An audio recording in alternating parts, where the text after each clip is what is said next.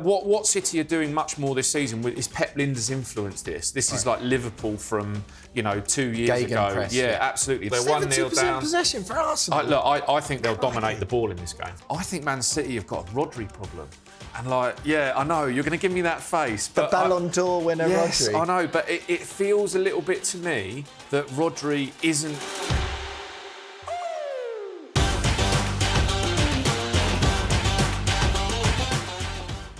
Arsenal host Manchester City at the Emirates in yet another super-duper Sunday. Both teams coming off the back of 3-0 Premier League victories last time out, but Arsenal second in the league to Manchester City's 8th. I'm Will Pugh. This is Tactics Exposed Team Talk. That is Sun Sports tactical guru, Dean Scoggins. Dino, brilliant to see you, mate. Yet another mouth-watering game coming up in the Premier League this weekend. Absolutely. Rubbing my hands together at the thought of another, fantastic game, hopefully. And the two big heavyweights, right, alongside Liverpool in the title challenge. Exactly. A few of the big games this season have flattered to deceive a little bit, haven't they? Particularly involving Arsenal. I got a bit of grief from the Gooners last week, saying they've ruined all of the big games so far this season. But you're going to tell us exactly why this one is going to be a belter. As always, Dino, we're going to answer your questions from the fans. Question number 1, who will win the midfield battle, Arsenal or Manchester City? Intriguing on this one because you've done a lot on midfield so far this season. Yeah, I have. And I think that for a start, Arsenal have got the ability to overpower Manchester City's midfield and overthink Manchester City's midfield, or outthink Manchester City's midfield anyway. I like, Dino, you're already thinking of the YouTube title there. Oh, yeah, there you go. You're doing me a right old favour. Yeah, thanks very much. Go on then, talk to me. Look, I fear I'm going to get a lot of grief for this, but I watched back the Man United-Man City game. I've gone back through the games earlier in the season. I think Man City have got a Rodri problem. And I know, you're going to give me that face. But the Ballon d'Or winner, yes, Rodri. I know, but it feels a little bit to me that Rodri isn't quite getting what the Pep Lijnders, Pep Guardiola press is supposed to be. In the Wolves game, Man City were very good. Nico Gonzalez was playing in that game. Nico struggled against Spurs a little bit, but I watched back the Man United stuff and look, if Man United were better, then I think that they would have taken advantage of that problem and Arsenal were better. Well, look, Dino, the fans love the tactics board, so show me, come on. Absolutely. So we've got City here and Arsenal set up in that way there, okay? So the issue that I think that City are going to have is that they are pressing with 3 up. Yep. Okay, they're doing that. And then the way that midfield triangle worked very well against Manchester United, Rodri at the base, Foden and Reinders as the other two. I think Bernardo Silva will play here again for Man City for a couple of reasons that I'll come back to. Excellent as he was. Yeah, exactly. So Arsenal in a defensive playing out scenario will push a full-back one side and the other, and then they split the centre-backs, and then either Zubimendi or Rice will drop into the holding position. So let's say we've got Manchester City here going man for man on the press, and obviously Raya, as a good goalkeeper playing out, will come into the reckoning here. So then you push this player on here, and the 2 8s are occupied by the other two. This is Arsenal having the ball, Dino, yeah? This is Arsenal playing out from this position. So let's move Man City's back 4 almost up, and then we've got Rodri. So this is the focus here. What the problem I think they're having is Rodri is neither joining the attack press or helping the defensive press. And I think it's this area here where Arsenal are going to get the most joy, and this area here. These 2 boxes, 1 box here and 1 box here, because one of their fullback, City, is jumping into this press. So they did it against United, and the United wing-backs did not take advantage of it, and they didn't play out. So let's imagine the ball in the position here with Raya, and Arsenal drop in. So then they're going to press the keeper, obviously, and they'll try and block off that pass, as we know with that curved run. Yep. They'll try and block that one, and they'll try and block that one. Then what happens is these 2 press here. But what then is happening for Man City is that they're allowing, we're going to, as if it's coming out this side, they're allowing a fullback to jump into here, to go and press this position, okay? So many fans might look at that and think, well, that's obviously sensible because there's the obvious pass once you've pressed those players. Yeah, but then City are getting themselves into a position where they're very high. So then this man in here, this one goes to the goalkeeper, and then this guy is free. He's jumping to here. Okay. So then you think, right, OK, defence shuffles across, But Rodri is getting himself in this position here where he's halfway in between the defence and the attack. And this is the area. Brighton did it 4 times where they ended up with one here. They got another one joining in. This guy overtook in midfield. He's going and he's going. And look at that attack line. So Rodri's getting stuck in between those two things. So there's 2 options for Rodri here, OK? So let's just get the centre-backs back in position in that scenario. I hate to serve these up to you, Dino, but Tottenham did that as well, I think. Exactly, they did. City, yeah? They did, but obviously Rodri wasn't playing in that game. That was Nico. Tottenham did it in a slightly different way. But what Arsenal will try and do is invite pressure in this little triangle in here. Because if they can do that and Rodri's stuck in this position here, they get the ball to the wide man, or the fullback, or whoever comes over this side. It might be Marino, it might be Zubamendi who comes over into that position, plays the ball wide and pings it that way. So what Rodri has to do is either allow his left 8 to go and take that position and he joins the press so that they don't allow them to go and beat the press, they're going man for man, or more likely, as Arsenal get out more directly as they do, is the fullback goes in and Rodri joins the back line. Okay. So Rodri then has to drop into the back 4 to make them a 4 again when this fullback is going up and down in the press. Why is he getting stuck in that no man's land then? Because there's that instruction, or what City are doing much more this season is Pep Lijnders influenced this. This is like Liverpool from 2 years ago. Press, yeah, absolutely. They want to press really high up and win it back in those areas, because obviously with the attackers they've got, as we saw against Man United, with the attackers they've got in that area, that is very dangerous. But the problem they're having is Wolves did it a few times where they got out, but City covered well. And Nico Gonzalez from a goal kick. So I just show it one more time because it's really clear then. Okay, so from a goal kick, let's move them back in.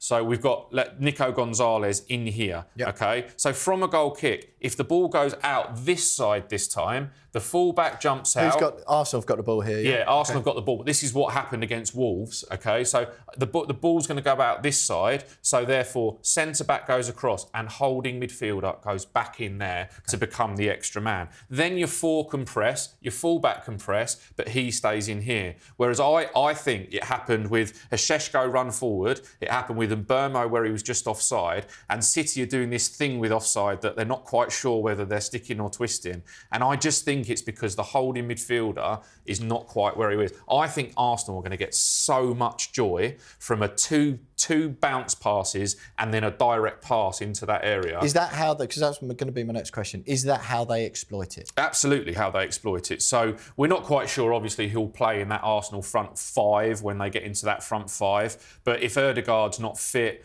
then, and Saka's not fit, you can expect Madueke and Eze to be either side of Gyökeres.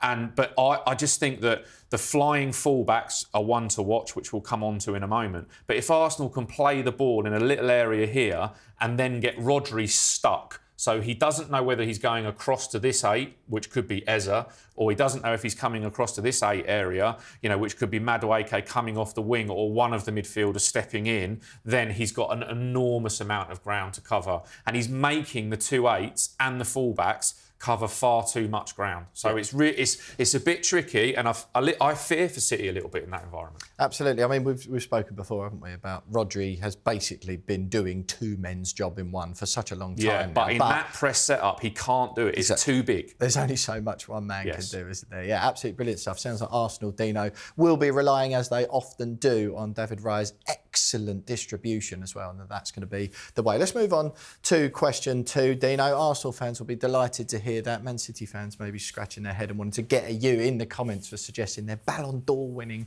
central midfielder is a problem for them. Why hasn't Myles Lewis-Skelly been playing recently, and will he against City? What a question this is. Burst onto the scene, Myles Lewis-Skelly, England call-up, supposed to be the future of certainly the 3 Lions at left-back and the Gunners as well. But all of a sudden, Calafiori sort of taking precedent recently. Yeah, he has, and I am a little bit surprised because of how well Myles Lewis-Skelly played last year. Amazing duelling, amazing 1v1s in tackles as well, and obviously playing in an inverted position keeps the ball incredibly well. I was just going to say inverted and show off that I actually listen to you every week.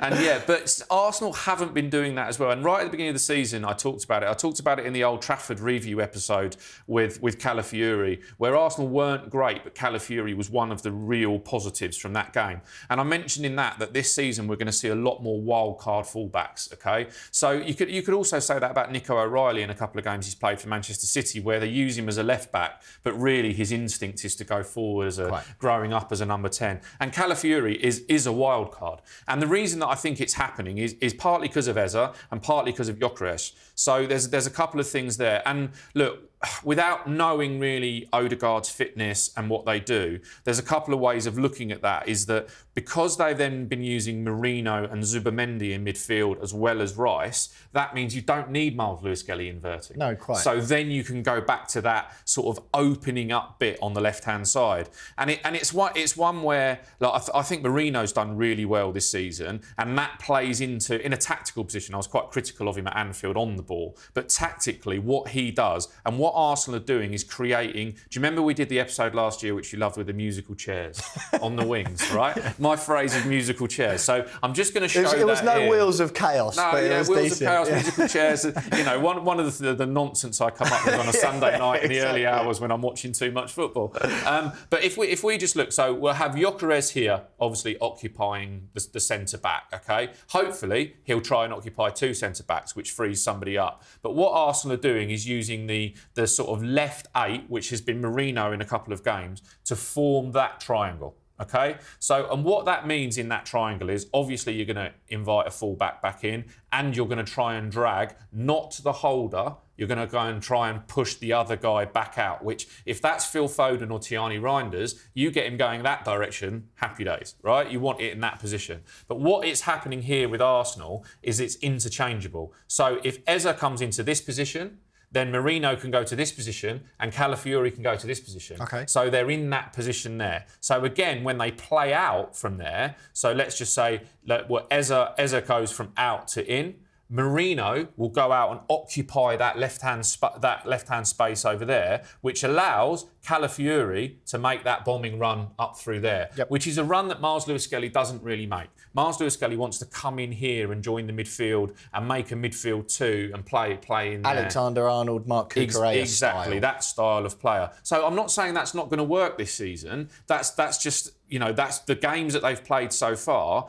Horses for courses, and Calafiori has started the season really, really well. He really has, hasn't he? Yeah, and I love the positions he picks up. It's really, really exciting. Where Arsenal, from a defensive point of view, we're often critical of Arteta that it's rest defence ahead of attack. But what Calafiori brings is that wild card, as I mentioned, and also when you create that front 5, I talk about it so often, where you go into a 3-2-5 shape. Yep. So the back 4 goes in. Let's bring Merino back in as if he's the point of that triangle. Eze can go out, and Calafiori comes in there.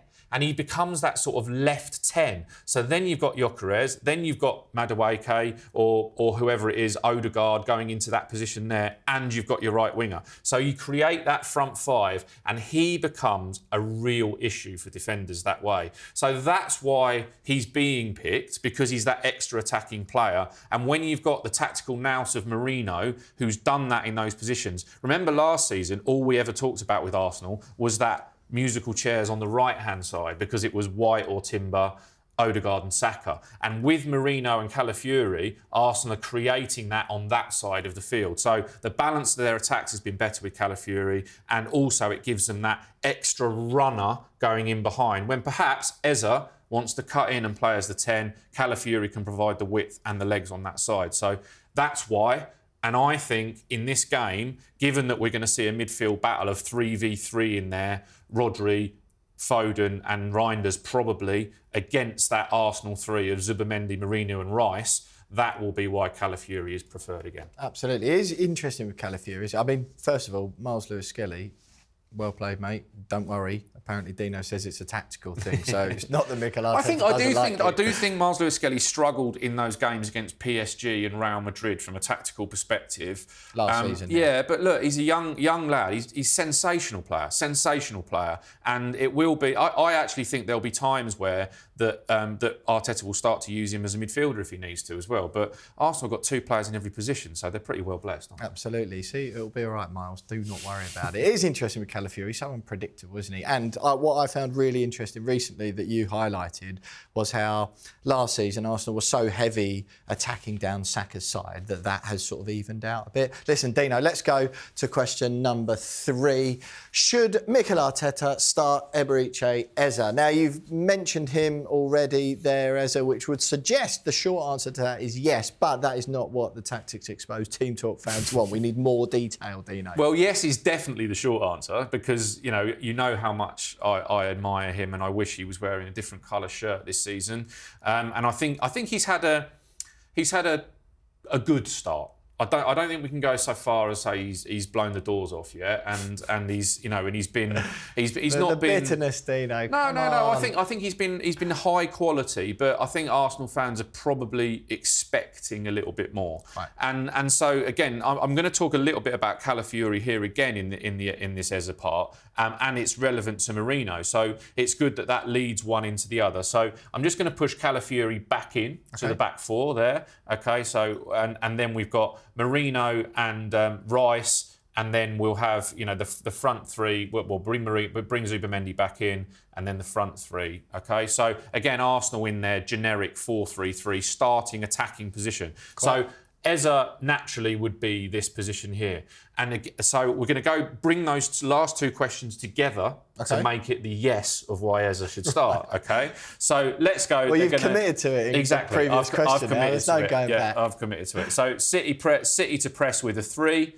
and then you're going to drop Rice in to go in, or Zubimendi in to go and join the back 4 to play out, and then Merino in here, and then as I said, Rodri gets a little bit stuck. So then, what Manchester United didn't do well was pick up this ball here. So Arsenal will do it much better where Calafiori this side, and I actually think what they'll do is probably when they're playing out, is Madueke will come in and he will provide the width along with Calafiori. So he's the available man for Reyes throws or passes. Exactly that, which then means that's where we talk about Eze. So Eze will come into that position there where, again, giving Rodri a real problem. Okay? So that, and I expect Arsenal to build up much more on the right-hand side, and they'll try and get City in a position like this. Okay. Where City are here. Okay? So they'll flood this area here. And what Man United didn't do well enough, and I watched the Wolves game back again with played Man City. I watched the Tottenham game back, and I went through the clips that we did for the review shows, and City a lot got into this position, and it looks when the other team are trying to play out.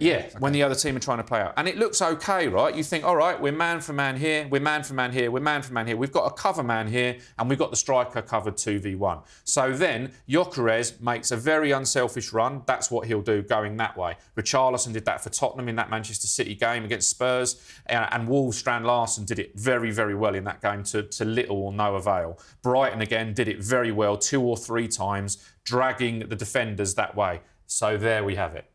That's what they're playing for. So then you can have a midfielder come in here and they'll look for a ball back in, either to the goalkeeper or the other centre-back, so that they can play into this area here. Calafiori, don't forget him. And then you've got this going on over here. And this is Eze, This is Eze. So Eze's natural instinct, obviously this is what they did for Palace as well, so this is going to be no shock to him, where it's not, I use the phrase cheating a lot in games. I say that when I coach my boys team as well, as like he's cheating you there as a defender because he's not running back. But we talked about it with Mbeumo a couple of weeks ago, where he's occupying a space where the midfielder and the defenders aren't quite sure what to do. Is the right half defender, the right 8, going to go back into him? Probably not. It's not like a traditional position he's picking exactly, up, is it? Yeah. So that's where, again, I think Bernardo Silva is going to have a really massive role for Man City, and I think they'll play him on the right again, because if he comes into that position there, he can try and block off the Calafiori one, which means then the fullback, Rico Lewis or Nunes, can come in there and then work that out. So interesting then, Dino. You still think after Martinelli and Trossard come off the bench to do so well in the week that Eze still gets the nod for you? Let us move on. I think, by the way, the answer to that question then was yes. But let's move on. Especially if Odegaard's not fit And, you know, if Odegaard is fit, then you've got a decision to make with Eze, because if Odegaard is fit, are you leaving out Merino, Rice or Zubimendi? Quite. Or do you then say, OK, we're going to play one of those midfielders in a left position against City to be solid first? So, but I mean, he's got some nice problems, hasn't he? Exactly, yeah, not too bad. Nice headache to have. Yeah. Listen, Dina, let's move on to question number 4. Is Arteta's finishers label just waffle to keep his subs happy? Now, this, of course, a little bit of context here. As I've just mentioned, Trossard and Martinelli come off the bench to get the W for Arsenal in the Champions League at Bilbao this week. Goal and assist for both of them. Mikel Arteta come out afterwards, and I thought it was a very, very clever sort of bit of like mind games, I suppose, from Arteta, saying, look, these players are just as important. A game is 90 minutes long. The players who come off the bench to make an impact are just as important as the ones that start. He was saying how much it hurts him to have to leave players out of the Champions League game. It struck me as an excellent bit of man management for his subs. But are you having what I think, or do you think it's waffle? No, I think you're right. It's a bit of PR, isn't it? And it's also keep the squad happy. And they've got so many players now. They've got two. Look, I know that Arsenal fans got a bit snippy last season with the whole, you know, that's unlike spending. Arsenal fans, Dino. No, don't have a go at them. They'll be in the comments. Like there are supporters as well.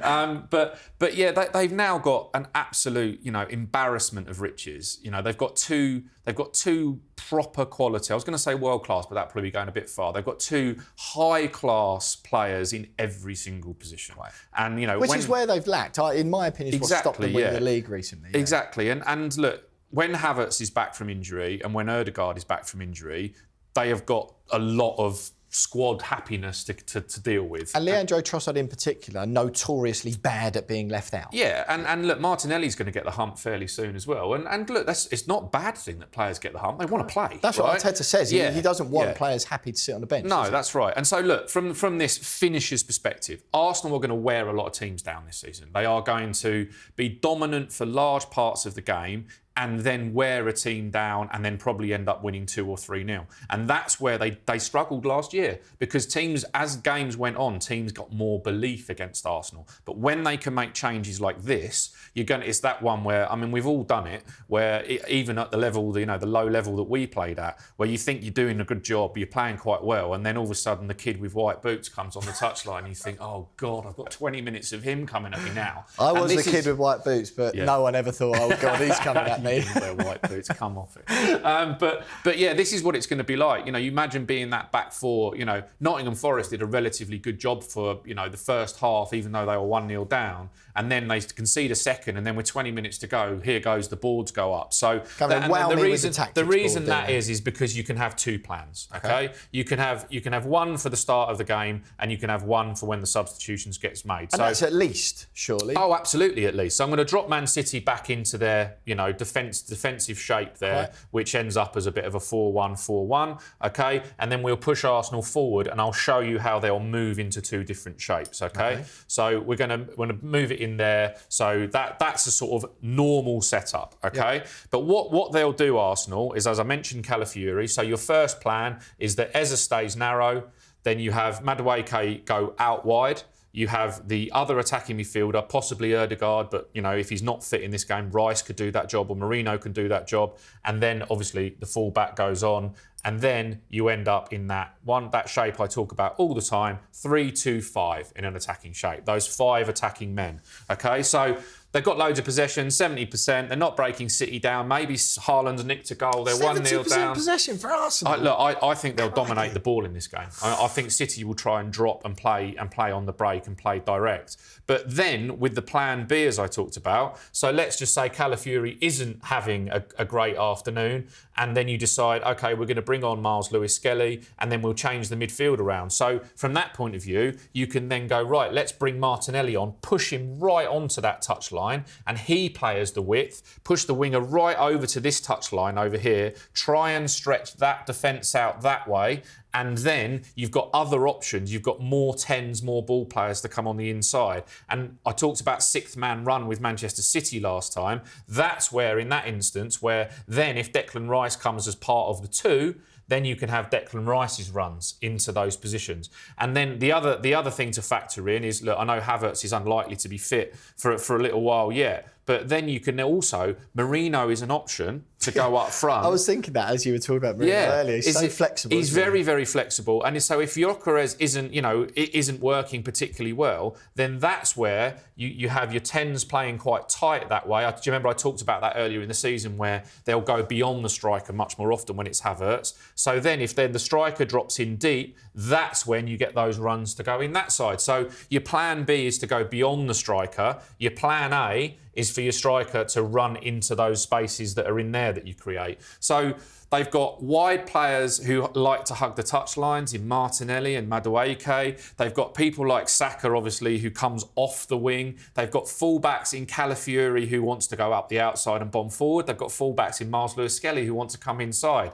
So starters or finishers, they can now develop their tactical plans in midweek for 2 different plans. Right. And that, as an opposition coach, even coaches, as world class as Pep, they're going to have to struggle in the week to talk about, well, we don't know what the team sheet's going to be, so if they pick him, it's going to be this. And then they've got an hour before kick-off to try and work it out. Quite, and Mikel Arteta with his excellent mind games. All his subs are absolutely delighted, Absolutely. Dino. Look, don't forget, with Betfair's Safe Sub, your bet is not over yet if your player comes off and it rolls on to the player who comes on to replace him. So if you have got, for example, Calafiori to receive a card during the game, he gets subbed off and Lewis-Skelly comes on in his place. If Lewis-Skelly then gets a card, you still get paid out. Dino, this promises to be yet another absolute barnstormer of a game. Do you feel that Arsenal are actually going to deliver us a Super Sunday that we remember this time round? Yeah, from a spectacle point of view, I hope that one of the 2 gets an early goal,